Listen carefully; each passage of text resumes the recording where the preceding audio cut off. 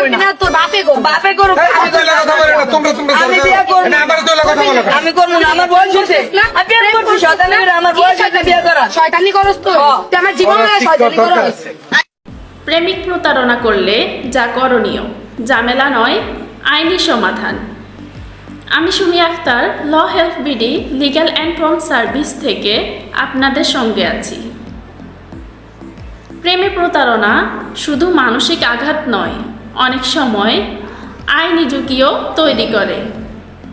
তাই উত্তেজনা বা রেগে না গিয়ে যেভাবে বলবো শান্ত ও আইনসম্মতভাবে পদক্ষেপ নাও। প্রথমত, নিজেকে মানসিকভাবে স্থির করো। রাগ, কষ্ট, অভিমান সবই স্বাভাবিক, কিন্তু ঠান্ডা মাথায় চিন্তা করলেই সঠিক সিদ্ধান্ত নেওয়া যায়। দ্বিতীয়ত, প্রমাণ সংরক্ষণ করো। যে মেসেজ, ছবি বা ভয়েস প্রমাণ হিসেবে কাজ করতে পারে সেগুলো সেভ রাখো, কিন্তু কখনোই সোশ্যাল মিডিয়ায় প্রকাশ করো না, এতে উল্টো তোমারই ক্ষতি হতে পারে। তৃতীয়ত, সাইবার অপরাধে অভিযোগ দাও। যদি সে তোমার ব্যক্তিগত ছবি বা মেসেজ ফাঁস করে বা ফাঁস করার হুমকি দেয়, এটা সাইবার অপরাধ। ডিজিটাল নিরাপত্তা আইন 2018 অনুযায়ী শাস্তিযোগ্য অপরাধ। চতুর্থত, মানহানির বিরুদ্ধে ব্যবস্থা নাও। যদি কেউ তোমার নামে মিথ্যা প্রচার চালায়, তাহলে বাংলাদেশ দণ্ডবিধি অনুযায়ী মানহানির মামলা করা যায়। এই মামলা ম্যাজিস্ট্রেট আদালতে হয়।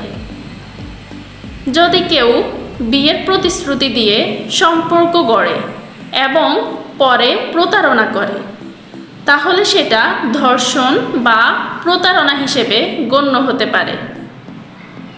দণ্ডবিধির 417 ও 420 ধারা অনুযায়ী এটি শাস্তিযোগ্য অপরাধ। যদি সে ভয় দেখায় বা ব্ল্যাকমেইল করে, তাহলে তোমার কাছাকাছি যে থানা আছে সে থানায় জিডি করো এবং প্রমাণ জমা দাও। এটা ভবিষ্যতের জন্য আইনি সুরক্ষা গুরুত্বপূর্ণ। আইনজীবীর পরামর্শ নাও। সব কিছু নিজের মতো না করে একজন অভিজ্ঞ আইনজীবীর পরামর্শে পদক্ষেপ নাও। তারা সঠিক আইন ও করণীয় বুঝিয়ে দেবে।